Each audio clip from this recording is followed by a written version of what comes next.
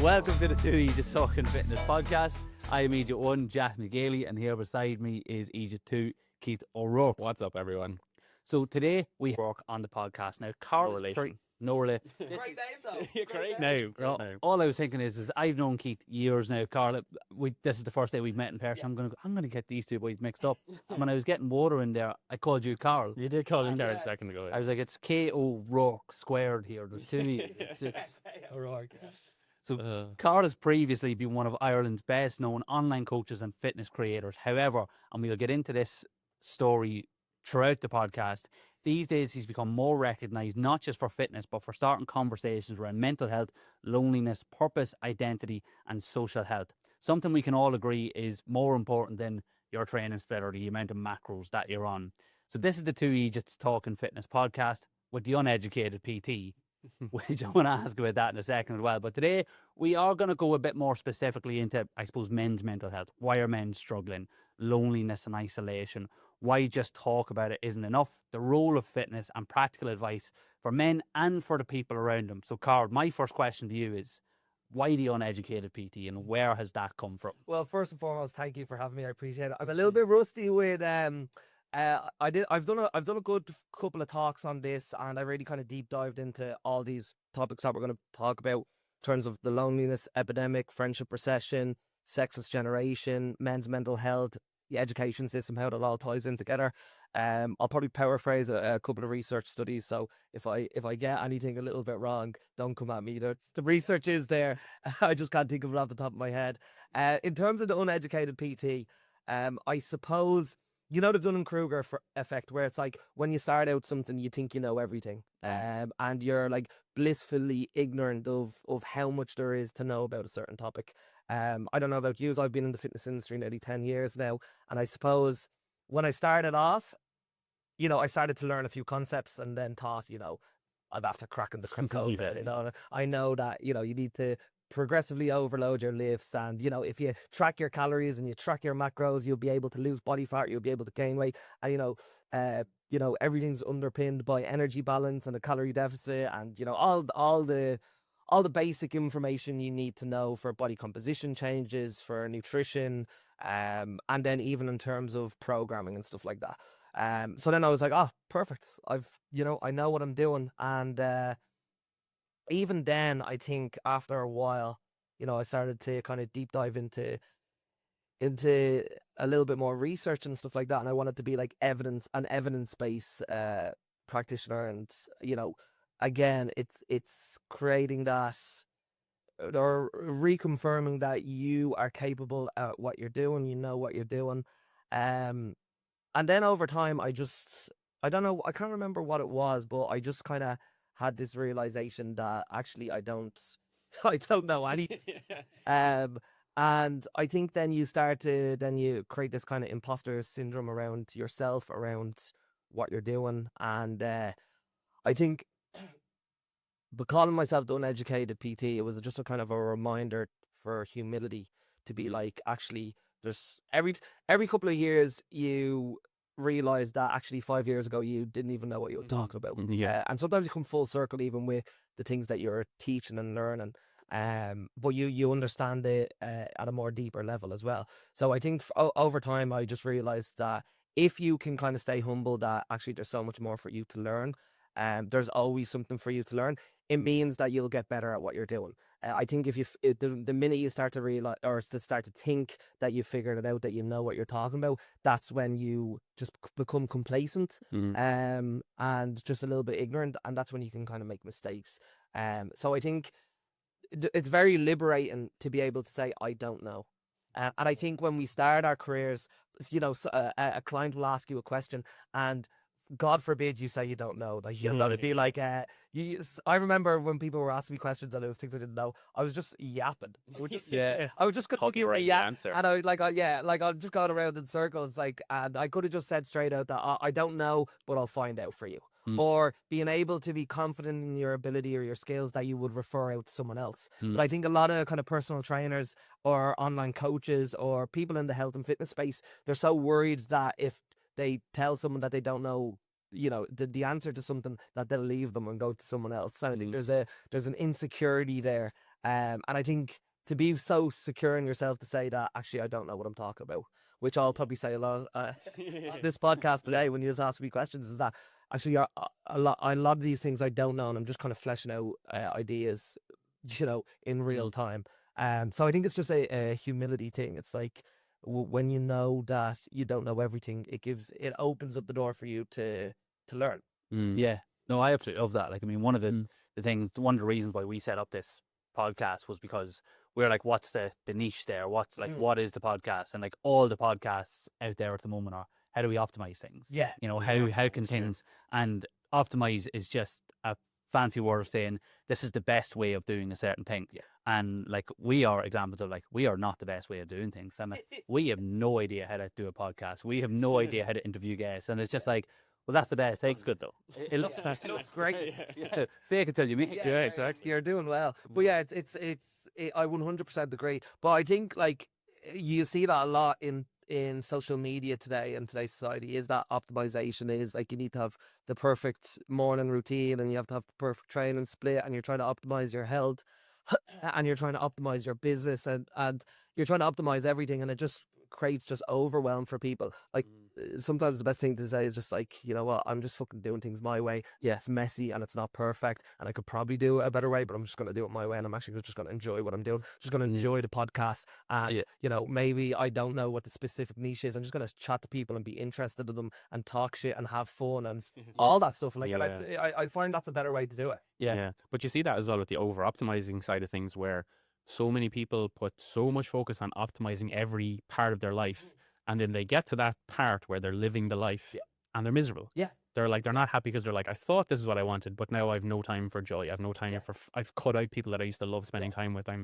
Everything's so optimized. I can't have 3 glasses of wine without a ruin in the next couple of days of my life. And I think with the optimization thing, it's kind of like the perfectionist mindset. It's like you try to do it, and you will always, there's when you try to push something forward, something gets taken as well. So you're always going to miss out on something. So to try and optimize your life, or to create the perfect, environment or scenario or life, there's always going to be something that's taken away from you. So you're never actually going to get there. Yeah. You're just going to end up at the end miserable, basically. Yeah. I love even with your name though, the uneducated PT.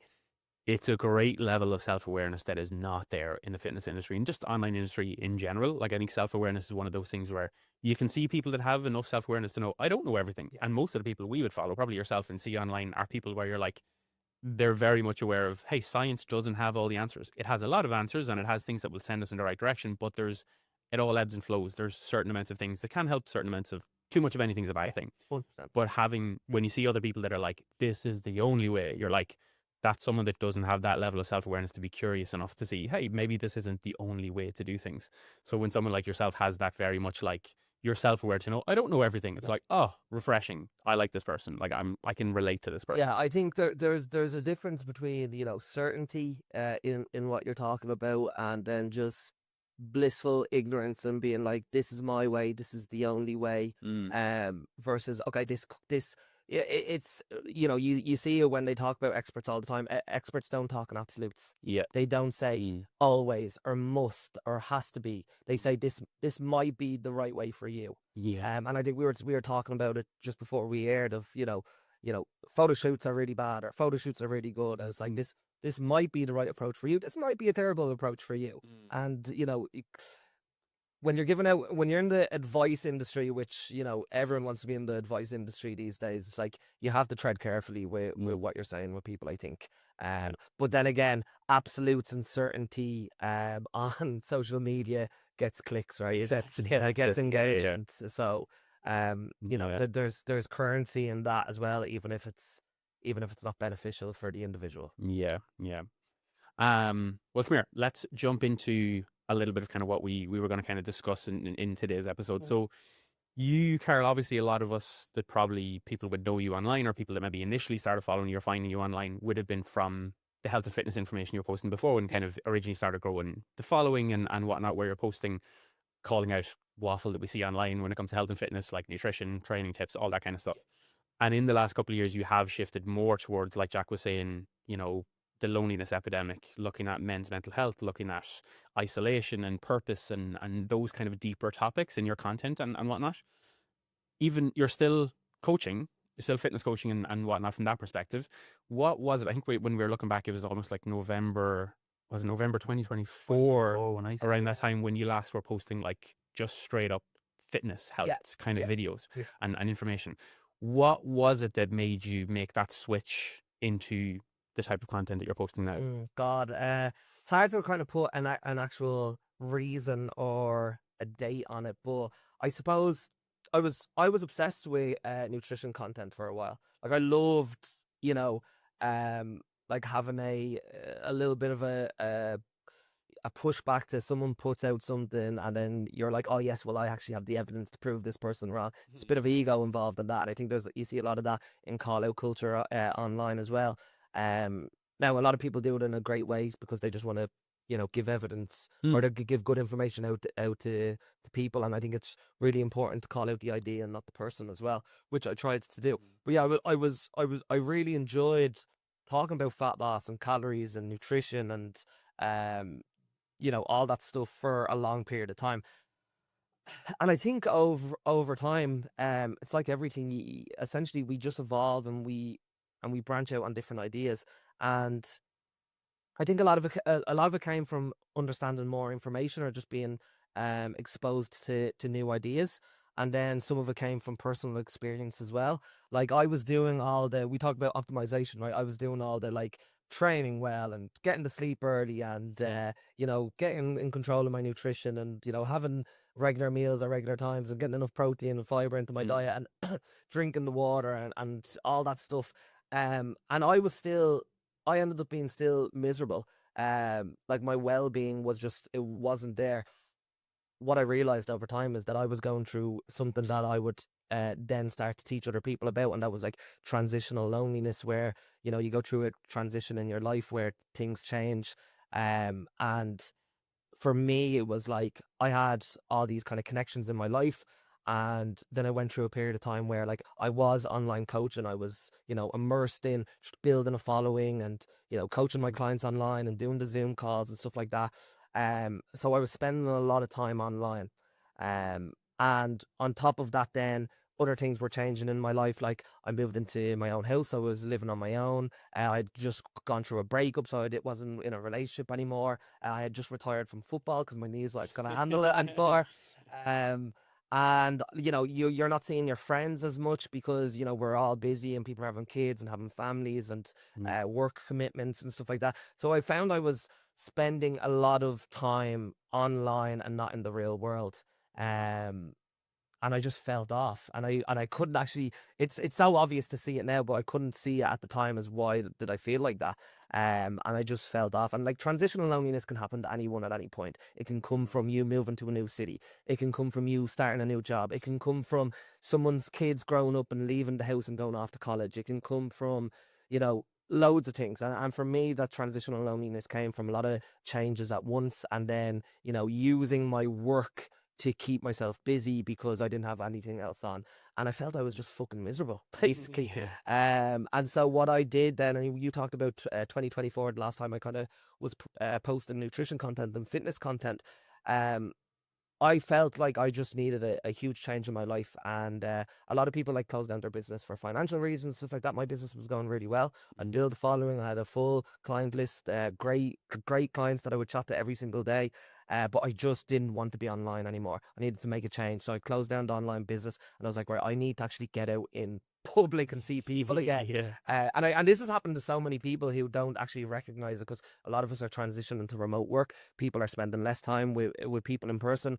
That's why I think this is great that you do your podcasts in person as well. I think although like it's you do what you have to do, you can do remote podcasts and stuff like that. It's great when you actually, I think you make a quicker connection with people when you see them. When you're in the room together. And I was going through this transitional loneliness, and I had to make changes. I had to make active changes in my life And so that's what I did. I went back to being on a gym floor and meeting people in person.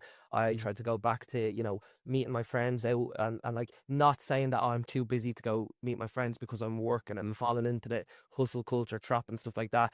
Going out and seeing people and, just kind of integrating. I helped out with a mental health charity that we'll probably talk about as well.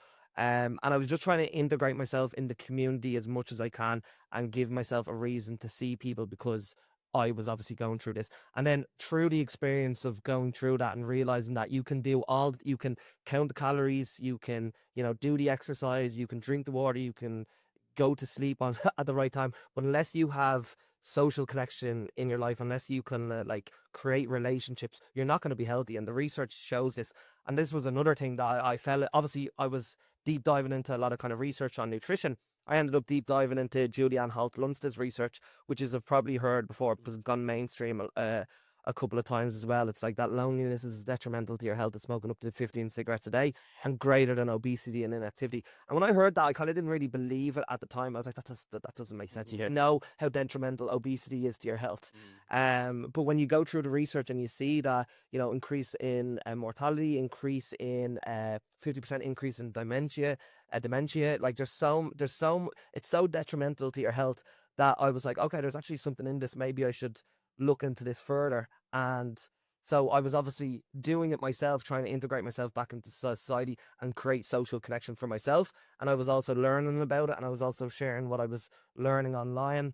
And it kind of just made sense for me. And then that kind of fell into all different other kind of social kind of things that are integrated around this, like men's mental health, like the education system, like the friendship recession, like people spending more time on their phones than ever before. We spend over 2.5 months a year on our phone on average. That's about four hours a day on your phone. I bet you if you check your settings on your phone now, two content creators, I bet you it's more than 4.5 hours. It's work though. Yeah, exactly. Yeah. Exactly. And that's what I was justifying myself. I was justifying that, I'm working, even if I was doom scrolling or whatever it is. So I'm going researching content. Yeah, exactly. I'm going on the computer, then I'm going on the iPad, to then check my phone. Yeah, it's just that circle. Screen to screen to screen. And we've created a society where human interaction is less and less anyway. You can see it, lots of kind of third spaces in Ireland are closing down. You go into rural Ireland, all the pubs are closing down. Whatever your opinion on alcohol is, it was a place where people didn't have anywhere else to go. They could go to the pub and they could talk to the person beside them. There's an increase in remote work. People are making less friendships in work, where it used to be a place where you'd meet your best friend and you'd be even if you left the job, you would still stay in contact with them for the rest of your life. People would get into relationships and work. That's getting pulled away as well. You look at even just day-to-day interactions. It's like, instead of talking to the shopkeeper, you're scanning the barcode. Instead of talking to the waiter or the waitress, you're scanning the code and ordering on your phone. They're even in San Francisco tables. Exactly, yeah. Like someone come over and talk. Exactly, yeah. And it's like a few interactions. Yeah, and that's just getting more and more. Like you see in San Francisco, they have self-driving cars. I'm like, talk to your fucking taxi man. No, I mean, talk shut spots back. Ask him, is he big? Yeah, exactly. Are you busy tonight? You know what I mean? I think them conversations are important. Like, because a lot of people, they don't know how to have, like, especially Gen Z, they don't know how to have conversations with each other anymore. Yeah. Because they grew up in the COVID era where everything was done on the phones or on a screen, and it really impacts your human development not to be having conversations and interactions with people. And I think there's just a lot of things in society that just are, coming together to create a very isolated and sick society.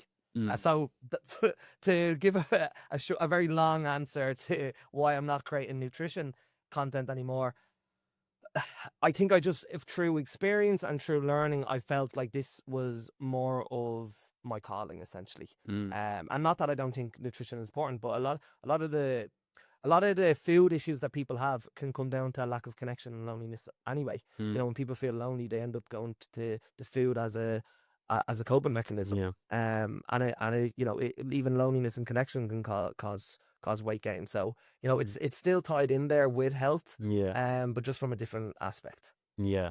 I get you. I definitely think like one of the things, especially this being like a fitness podcast, is like you said, obesity and that loneliness is more more detrimental to your health than obesity is, and it's probably down to the fact that like we know we've probably coached, worked with in some capacity thousands of people who have struggled with obesity, Yeah. and it's never down because they'll never come and tell you it's because I'm obese because I eat too much. Exactly, It's like that's a very obvious answer. It's that there's more nuance that goes along to that, Yeah. and there's why is someone overeating? Why is someone under exercising? And you have a very interesting concept of social health, and it's something that I wasn't really, I wouldn't have been able to put a word on it. I suppose in the last couple of years until I was researching into your stuff. What is social health to you? And I suppose like we wanted to get into chatting about sort of men's mental health and stuff.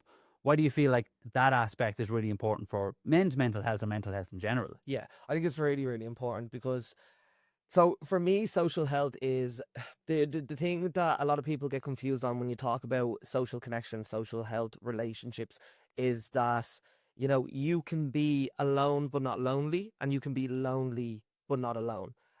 So it's this disparity between the amount of relationships you think you should have versus you have. So you can have someone who has like 3 close friends, and they can be very, very content in life. They can have great social connection. And you can have someone who knows loads of people, knows everyone in the town. They have 300,000 followers. When they go out to eat, people are going up and talking to them and introducing themselves. But they know all these people, but they still feel lonely inside, even though from the outside looking in, it feels like, oh, this person is very sociable, and loads of people know them and stuff like that. So it's really around the quality of the relationships, not the quantity. But then also it's kind of confusing because there's also an element of the amount of relationships you expect to have versus you have. And it's interesting because in Ireland from surveys, we're the loneliest country in the EU. And I think I only have, some of my theories on that is because, we are fundamentally a very social society. We are someone who talks to our neighbours, who talks to someone when we're walking down the town. We expect to be, we're very much a host country in a lot of ways. And because we expect to have lots of social connections, we're supposed to be close to our families, our parents, our grandparents, our neighbours and stuff like that. When that doesn't happen, we feel it more acutely than maybe in other countries. So there's this disparity between the amount of connections you think you should have versus you have, and that creates this loneliness. And it's different to like solitude, where it's like you can go out and feel absolutely content being on your own, because you're just content with where you are. But sometimes you need solitude to also have social connection, which is like you need to be able to spend time by yourself to be able to spend time with other people, because if you don't know yourself, it makes it very difficult to find the right people to then have the quality of them relationships to then enjoy them. I'm sure you know from your fitness journey, like it's something that you really value, and then you find people who are on the same journey as you and value the same things. It's very easy then to form a connection with them people. So that's essentially what social health is. Social health is the quality of the relationships, and obviously on the back of that social connection, that improves your health in many, many ways. We have things like social prescribing, where someone comes into the doctors because they're feeling sick, they're feeling anxious, they're feeling depressed, and a doctor can now prescribe them social things where they have to go and meet people, or try a new sport, or go to a club and stuff like that, and they come back in a couple of months' time and all their symptoms have reduced, because what it really was, the underlying thing that they were missing was social connection. They were lonely, they were isolated.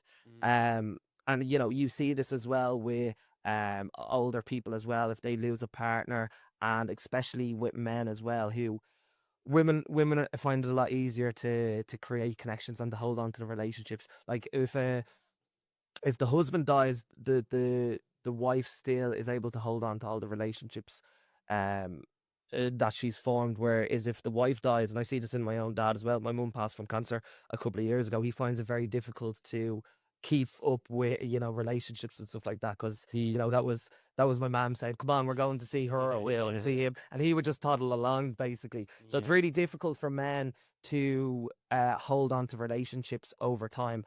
And the difference between then men and women is that women can go and sit down and have a coffee and have a chat. And I know we can do that as well, but I'm just talking about in larger group Broad dating, strokes, yeah. basically. Yeah, exactly. So like women will go down and they'll sit in front of their friend, and they'll sit there and they'll chat about their feelings, and they'll chat about what they've done all week. Whereas men are a lot better at just doing things. Doing You know, something. women are better at talking, lads are better at doing things. And with men's mental health, I think a lot of, especially like the greatest threat to a man under 35 is his own hands. In Ireland, like the biggest risk to you is death by suicide. And I found that a lot of men struggle with feeling like they can talk to anyone. They struggle with social connection. They struggle with, you know, speaking to another man about what's going on in their lives. But if you get lads together, and let's say they're playing football, or you know they're building something together, or you know just they're doing things, you find that they open up to each other, and you know they feel less alone in the world. And there's really interesting data that like men will open up to each other like side to side, so they won't Side to look. side, I was just Yeah, gonna say. they won't look at each other in the eyes. Yeah. They'll do a walk or go for a run or something like that. Like me and my friend Carl, when we meet up maybe once a week, and you know we'll talk about business, we'll talk about life, but we'll do it while we're training. Do you know what I mean? Yeah. So we're not even looking at each other. He's on one barbell, I'm on the other barbell, and we're talking. And it's great because you get to train, you get to feel physically healthy, you get all them benefits, but then you also have the benefit of the social connection of having chats with your mate, basically. And I think a lot of men in Ireland are losing that because, you know, they get to a certain age and they stop playing sport. Or if you never played sport and you don't have anything else to do, you know, like we said, the pubs are closing down. It's like, all right, I know alcohol's not healthy, but you know, if someone's only conversation all week is beside, you know, another mate that they see on a Friday night, and they need that social connection, and they do it over a pint, I don't see that as a bad thing. And we talk about optimization. Oh, don't drink alcohol because, you know, you want to optimize your life. Well, maybe sitting down and having a pint and some chicken wings and chatting to your mate and having crack and taking the piss out of each other, you know, that could be the healthiest thing you might do all week. Yeah. And with men's mental health, I feel like we're losing that a lot. And then that ties into other things like, okay, why do men have less relationships than women? And I think you can also fall down to the idea that when men, there's great research that shows men who are less there's a bigger actually disparity between not male and female in terms of friendship and social connection, but education. So the less educated you are, the less, or the more likely you are to be isolated. And if you think about it, right, men who are more educated, let's say they go through the school system, they get a degree, they get a really good job, you know, they are financially independent. It's a lot easier for them to go out with friends and do activities and stuff like that, and than it is for maybe a man who struggled through school, you know, wasn't good at reading and writing. You know, the education system isn't really set up for people who can't sit still for 8 hours a day. They're bouncing off the walls. Like I know myself, I wasn't able. I did terrible in school because we didn't even have PE after third year. I was bouncing off the walls. Like I do really well with, if you put a podcast in my ears and let me walk, I'm gonna absorb the information a lot easier than put me in a silent room where I have to read and write. My fucking brain go at 90. So that didn't really set me up to do well in school, and then that doesn't set you up to get a good leaving cert. Doesn't set you up to go get a degree. Doesn't set you up to. Now, obviously, I found fitness, which was great. But some men, you know, they struggle with education. They struggle to get through the school system. You know, they might not be good at sports. They might not enjoy sports. So they don't, you know, and then we also are creating a world now where, you know, manual labor jobs are less and less. People are going into the factories less and less because we have a more white collar society now. And so now they don't have any finances, they don't have any education. You know, they're going to struggle to hold on to relationships. They're going to struggle to find relationships, both romantically and in terms of male relationships as well. And like, if you don't have any purpose because you don't have friends, you don't have a job, you don't feel useful to society, you know, you're going to say to yourself, well, you know, it's probably better if I just, you know, leave because, you know, nobody needs me. I'm not wanted. I'm not needed. And Richard Reeves from Boys and Men, he has a great quote in this. It's like, you know, the minute a man feels like he's useless, that's when he'll check out of society. And I think that's what's happened to a lot of men. It's a multifaceted issue, right? It's like, you can say that like men are struggling because they're not forming relationships, because they're struggling financially, because of all these other things. But then you can also have the opposite side of things where like someone ends up taking their life who has everything as well. So like mental health is complex. It's not in a vacuum. But I think if you're able to create a society where we're more integrated with our community and less fixated on our phones, and more, being able to have conversations with people in front of us, I think that can save lives. Yeah, big time. I find that with clients a lot now, even circling back to like the optimization part at the start, where when clients, in particular folks that are getting started, let's say with their health and fitness, and they're kind of making a part of their life, they're making eating well a part of their life, they're getting the feel good factor of like, oh, when I eat well and I sleep well and I go to the train, I feel great. So they're like, well, in that case, I can't be going out drinking on a Friday night. Like I can't possibly go out. Like I'm so stressed because I'm going for lunch on Saturday with the girls. And I'm like, that is part of it. Like I don't want you to be living an over-optimized life where you're not enjoying social interactions, because that is part of life and it's a really important part of life. And if you do just isolate yourself from everyone because you're too focused on being, optimized, you're going to be miserable on the other side of it. You might look better and you might technically feel better in your body, but you're not going to feel the same in your head. Like it's okay to have, I think, a period of isolation to get where you want to get to, once you're fully aware that like, I'm putting in a shift now so I can have more flexibility on the other end of it and have that social side of it. Yeah, it's a complex, and that's why it's important not to have, like we spoke about, absolutes, because you'll have someone sitting across from you that you might be coaching, and it's like, yeah, well, actually, you probably are depressed because you've gone on a bender for the last 4 days. It does go both ways. Yeah, it goes both ways, and it's like, yeah, maybe you could do with giving up alcohol for a while, and maybe like you are, overcompensating because you don't feel comfortable in your own skin, and like, yeah, this isn't conducive to good mental health, and maybe you should give up alcohol. And then on the opposite side of things is you have that people with them extreme personalities who are like, oh yes, I need to be as lean as possible and in the best shape possible, because then I'll be accepted by society, and I'll destroy myself and my own mental health in the pursuit of achieving that goal. We have that conversation all the time, not even about mental health, but just even about weight loss in general. Yeah. Look, we can definitely look at some men that we know that go out for a couple of pints on a Friday night and they're in incredible shape, and you would probably say that they are probably the healthiest individuals going, because they've got that balance of both. They've got that balance in this space of like, they're training, they're exercising, they're eating well, they're doing all of these things Monday to Friday. They might have won too many pints on a Saturday or a Sunday, but then they're straight back onto it the next day. And they're not, they've built really good habits and skills and routines and strategies within themselves to be able to have those few drinks, or to be able to have those social connections that sometimes don't even require alcohol. Yeah. But they just get back doing the healthy things. And that's a good point as well, because when I talk about alcohol, then people start getting upset online because they're like, I don't need alcohol for a social connection. And I say, I know, I understand that, but the pub is a traditional institution, especially in Ireland, and like I know it's destroyed a lot of families. I have alcoholism in my family as well. I've seen it firsthand, so I'm not minimizing the impact that alcohol can have, but I also fucking love going out for pints with 8 of my mates that I haven't seen in years, and we just spend 3 hours just ripping on each other. You know what I mean? And it's beautiful. Like, it is beautiful. Yeah. And you might feel like shit the next day, but it's like, oh, you know what? I really fucking needed that. But I'm to say, I've got, say, 2 or 3 best mates. I'm one of these. I don't want a big, massive circle. It's always me. I've got 2 or 3 friends that I'm incredibly, incredibly close with.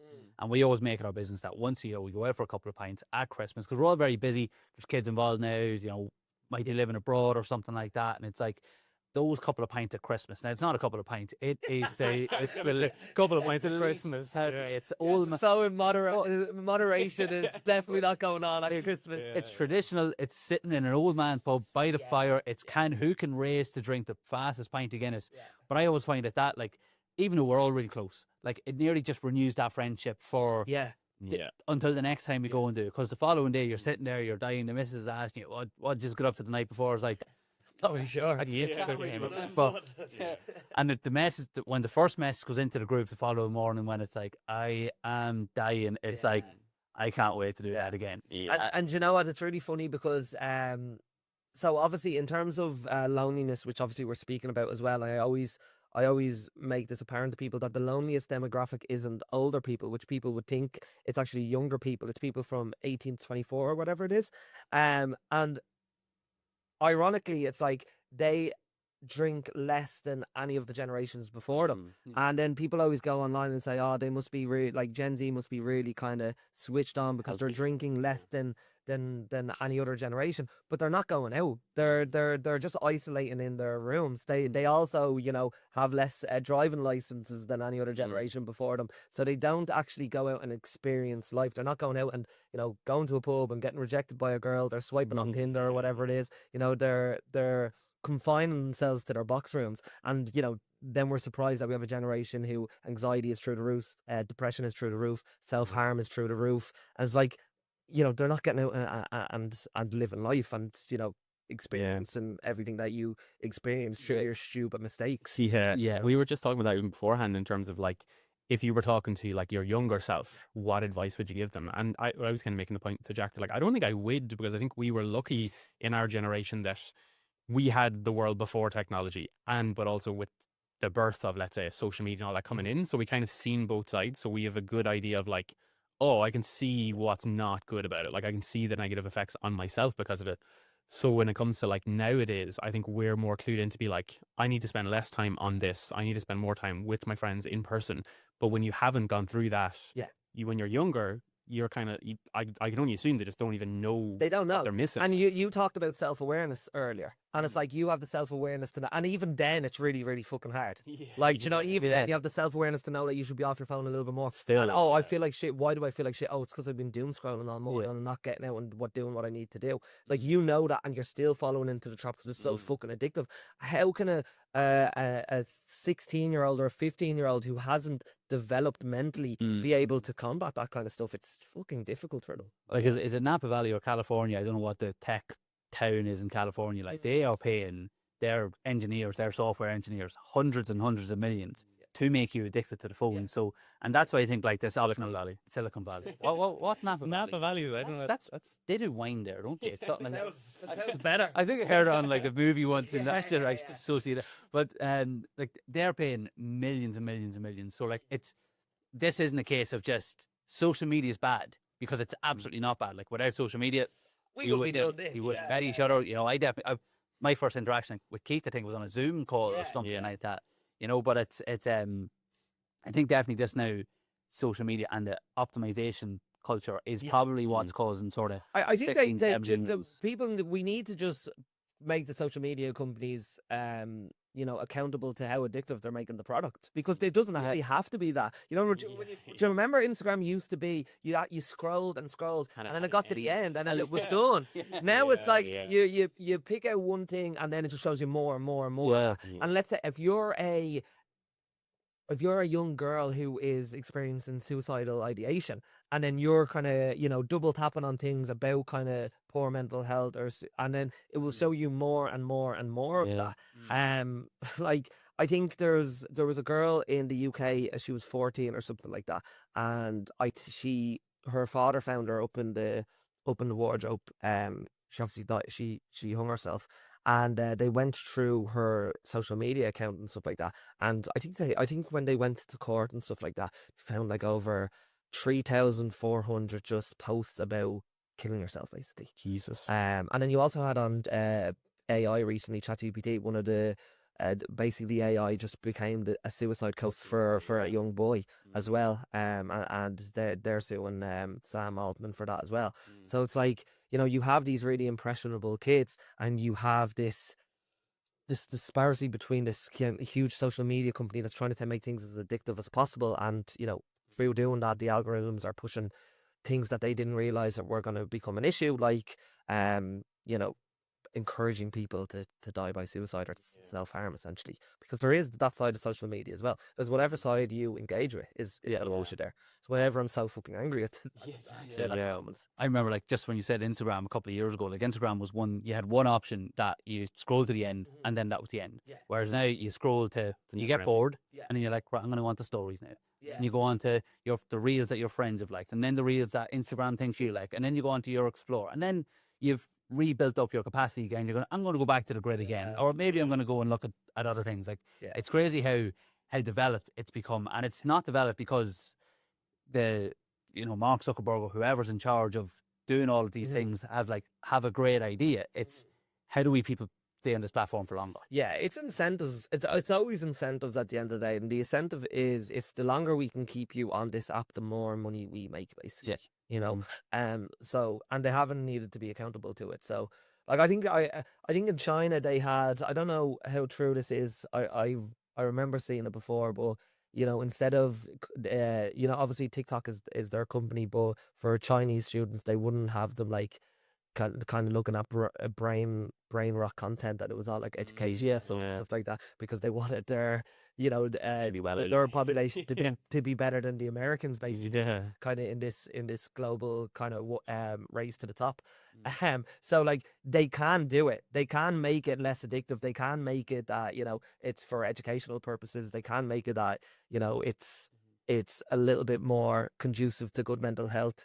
It's just the incentive is not there to do it. The incentive is there to make money. Make more money. I think at this point of the podcast, it's, I don't know the technical way of saying these things, but like we have spoken a lot about mental health and stuff like that, and we are not therapists, we are not psychologists, we are not someone who you should come to if you are struggling with mental health. You should go to a professional first and foremost. If you want help finding a professional, text any one of us. We have no problem at all. Or there's the Marathons PA at the house. So sad. Cowabray. Yes. So we created a mental health service where basically the mental health system in Ireland is in the bin. Like people are on waiting lists for months at a time. So what we did in our community is we created a service where anyone from, I think it's at the moment it's 12 up to 25, so it's a youth mental health service basically, and anyone who needs emergency services, we basically pay for it. They go straight to private, and that way they don't have to wait on the queue. So they get 6 free sessions with a private mental health practitioner, and then while they're getting them 6 sessions that are essentially emergency sessions, they should be put on a list for, you know, the public sector. So they can kind of move on to the public sector when they're needed. So we basically cover the cost. So we just do like fitness challenges and events, and we get the whole community involved, and people go out and do sunrise hikes and all that stuff, and then all the money just goes straight towards, you know, therapy sessions for kids that need it. Now, I don't think that talk therapy is a silver bullet, because for years we've focused on slogans like just talk, mental health matters. I think people know that by now. I think we need less slogans and more systems. You need more systems in place. We need better mental health services. We need more community-based projects. Like Ireland have the lowest funded community sport in the EU. And that's where kids actually need, because like if sport's free and there's loads of different kind of things that they can do, not just football or GAA or rugby and stuff like that, like creating loads of different things that people can do.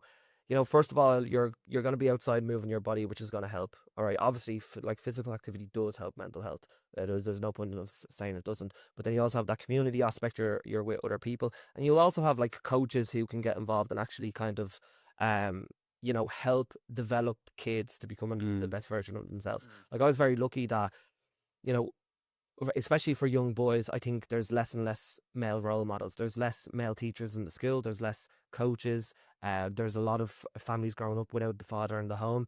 That really, the research on that in terms of mental health problems, in terms of being incarcerated, all that stuff, it's huge. Like the more male role models you can have in a community, really, really important. What's that quote? It's like it takes a village to raise a kid or raise a boy.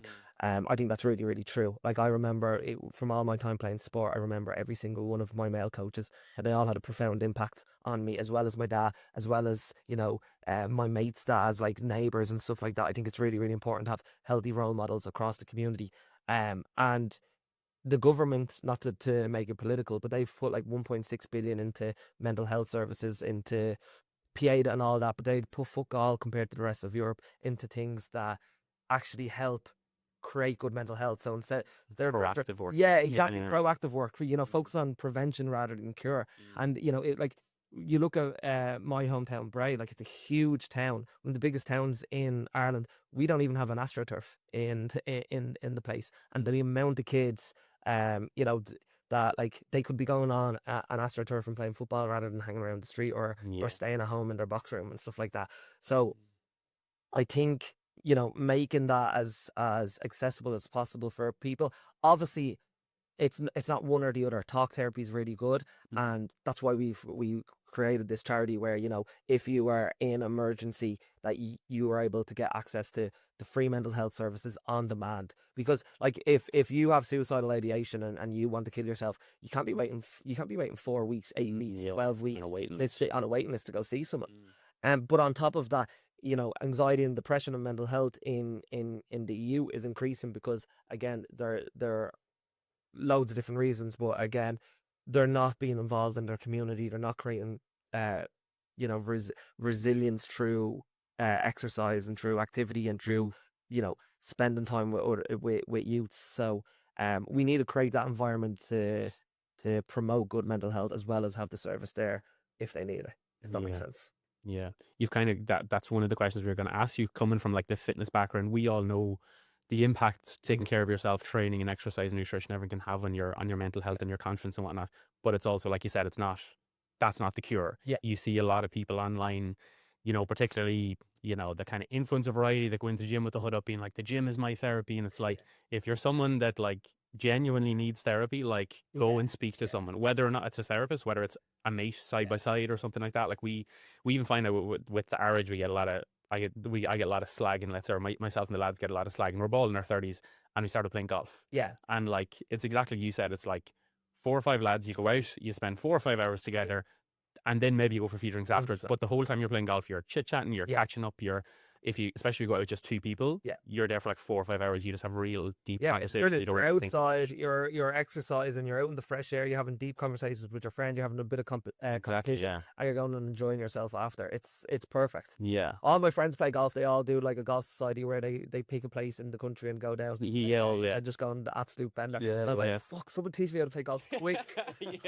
Just get us out of clubs and just show up, like, honestly. Don't spend money. Don't spend too much money on them. First of all, get through the shit stage first. If you were a little bit younger and your knees weren't actually, you could have gone on the paddle buzz. I love paddle. That is great. Yeah, so that's they had that all over Europe and in like Bali and Dubai and all them places. And I was like, when is it going to come to Ireland? And it's starting to pop up everywhere now.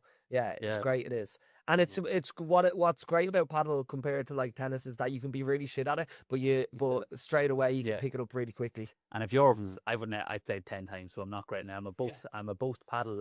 Shout out to Boast paddle. I was going to say you're repping some merch now, aren't you?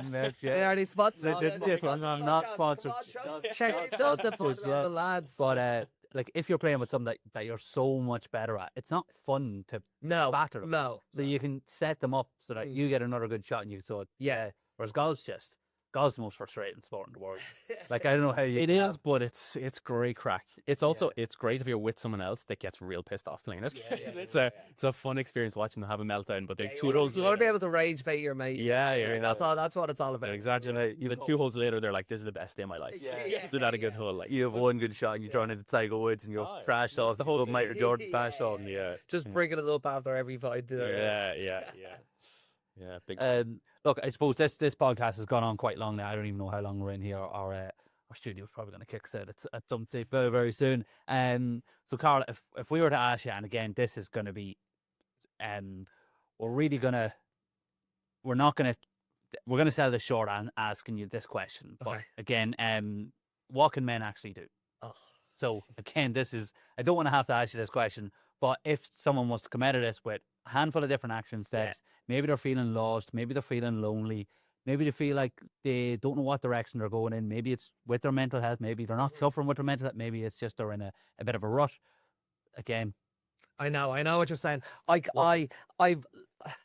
Again, like we talked about being in the advice kind of industry, and it's like everyone thinks they have the right advice, and I think, again, with humility, it's important to know that everyone lives such different lives and they have different struggles that you couldn't even imagine, and like mental health can be anything from body dysmorphia to sexual abuse when you're a child to poor socioeconomic background to having a perceived great life, but you just feeling empty on the inside, and not being able to express that because people would be like, oh well, it's easy for you shouldn't be complaining, etc., etc. So everyone's gonna have such different different experiences.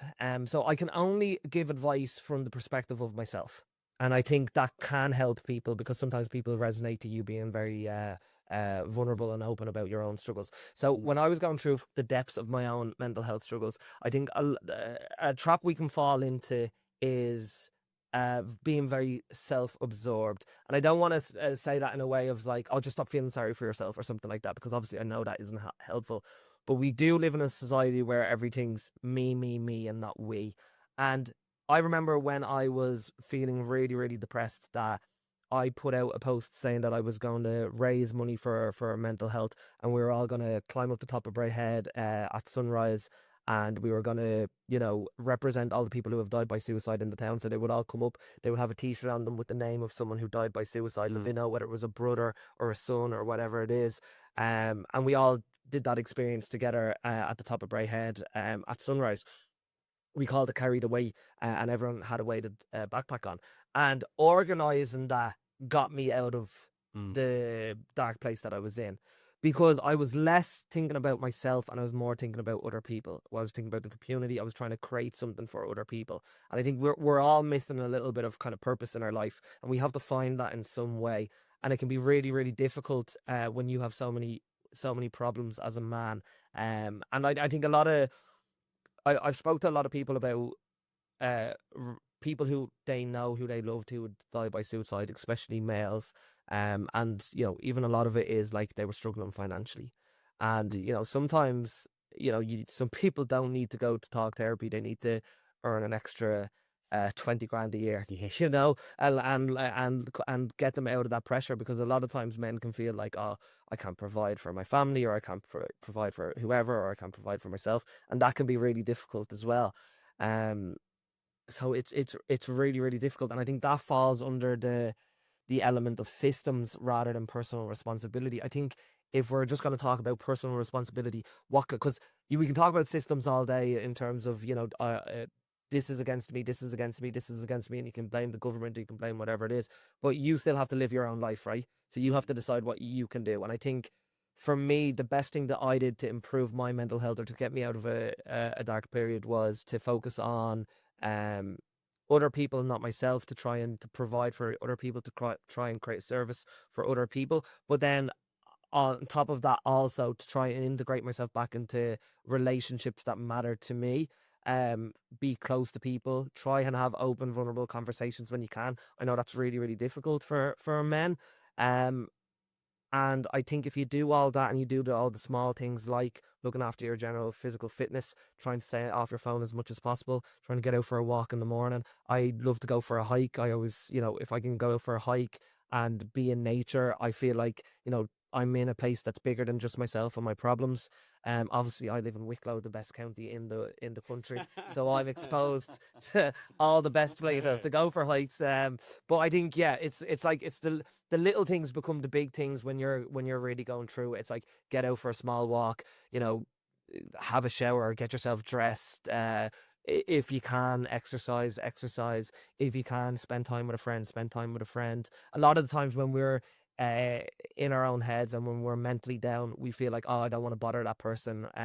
That's a thing with loneliness and isolation as well. When you feel lonely, you end up isolating yourself even further, because you're like, oh, nobody likes me, no one wants to be around me, so I'm not going to bother. When you have to be the one to be proactive and be like, do you want to go out and go for a walk, or go for food, or go to the gym, or go for a sea swim, or whatever it is? You have to be proactive and say, like, listen, I haven't seen you in a while, I want to spend time with my friend, because everyone's just living their busy lives and everyone's just thinking about themselves. And you know, you never know.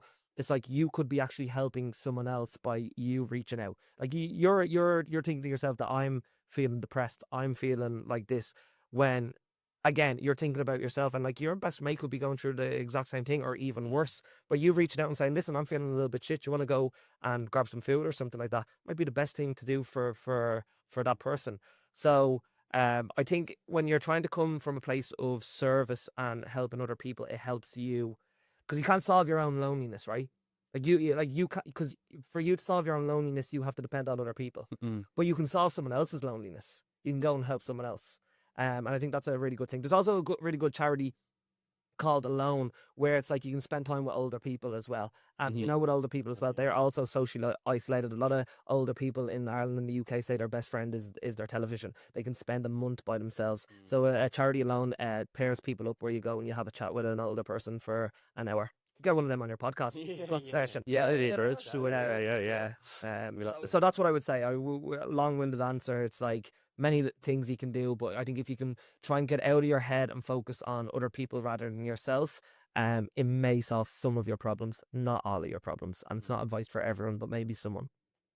Yeah, no, exactly. And like answer. that's a brilliant answer. The service was the word that I was looking for when I was Yeah. asking that question. Was always going to do your answer of the service. So that was absolutely top class. Thanks very much. Yeah. Carl. Have we got Yeah, we do. So We do actually- share Or fire. is it Joe Quick at the end? we need to make this podcast a little bit light-hearted. But again, Carl, that was absolutely Thanks. brilliant. I answer. appreciate that. Again, conversation. Brilliant. and again, this podcast, hopefully, like we'll do our job with this podcast, reaches the right person at the right time. That's all we want to do here. And again, it's only a pinprick on the war against mental health and what that actually is. Like again, we've no particular answer, so I don't think we could have got a better guess. But I think what you are doing is really, really important, because I remember when even in 2020, I think it was during COVID, and I was like, oh, I feel like shit, and I was by myself. And I just scrolled onto Spotify and I looked up a podcast on mental health, didn't know who it was or whatever, just stuck it on my ears and started walking. Yeah. And it was someone just kind of describing what they were going through, but it made me feel less alone in the world as well. And it really, really helped. And I think you'll never know the conversations you are having and reaching people. You never really see the impact that has on people, but it does have an impact on people. You might get someone reach out to you every now and again and say that it was impactful, but I think it really does. These conversations are really important, and they do actually really help people in a positive way. So what you are doing is great. Yeah, that's good to hear. Thank you. Hopefully that is the case. It was a bit more light-hearted. Okay, so just a few quick fire ones. By the for way, I'm the people. most unserious man in the world, and then I end up having the most depressing In-depth conversation. conversation. Yeah. Important conversations. Important conversations. Okay, so quick fire so people can get to know you a little bit more. We can get to know you a bit more. Barries or lines? Lines, Why? because they're the ones in my dad's house. That's all. People are always passionate about it, but they don't know why. Yeah. They're just like, just all Although I'm what an happened. advocate of all tea at all times. Fair, fair. Chipper or Chinese? Oh, chipper. Is there a good one in Bray? No. Harsh the Bray. I'm all for supporting local Harsh the businesses. Bray. Harsh the Bray. Beach. There's a great one in Wicklow Town. I can't remember the name of it. I think it's. I'll forget it. Move on. Class, it's on the corner. Yeah, do something. No. I bet it's gone. It's always on the corner. Beach holiday or city break? Oh. Beach holiday. You just want to take the top off, draw this the way. This is going to actually be from what we were talking about. What's the best pint experience? Like airport before a holiday, sunny in the beer garden, Christmas pints by the fire. What's your favorite? A pint of Guinness. No, sorry. You had a heavy night with friends. It's the second day. You woke up with your in your friend's house. You're both still drunk. You go down to the pub. You're still drunk when you have your first pint, and it's delicious. And you're giddy, and it's a pint bottle of Bulmers because you're still dehydrated, so you need the ice. It's actually outside in the beer garden. You're in a sunny beer garden. You're not went over yet. It's a 2-dayer, and it's a cure. And you're like, oh my god, I actually feel better. I'm gonna have another one, and then you have 4 more. Lower County. In Wicklow. I love the thought put into it. We've had so many people, because we're obviously doing this with like health and fitness people. We've had so many people being like, don't really drink. And I'm like, Yeah, Darn it, you should come try an alcohol-free really.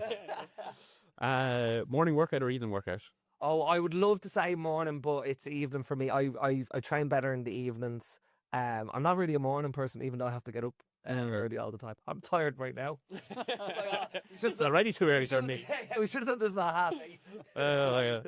What is one book that you'd recommend to every man to read?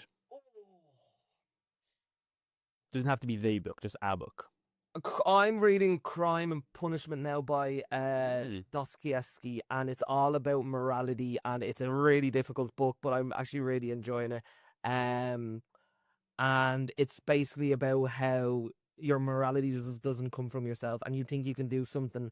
You think you can do something right because you decide you're the judge maker. So it's about killing a person who was a bad person, but then it they think they're doing the society's a service by killing that person, but it actually destroys him because it's not his right to take away someone else's life. So it's like we think that this is definitely not a surefire question, but it's like we think that we always know what's right and what's wrong, and that we can be the judge maker, and we create our morality around that. And I think it's important to tread carefully that you might not always know what's right and what's wrong, and you shouldn't be the judge maker of everything. That makes sense. Deep answer. I like it. I like it. Should have asked this question before we got to the deep question. Would you rather fight one horse-sized chicken or 100 chicken-sized horses? Say it again. Say it again. Would you rather fight one horse-sized chicken or 100 chicken-sized horses? Oh fuck! One horse size. I'm gonna say. I'd rather. This is terrible for all the vegans, but no, I'd rather punch a chicken than a horse. So one horse-sized chicken.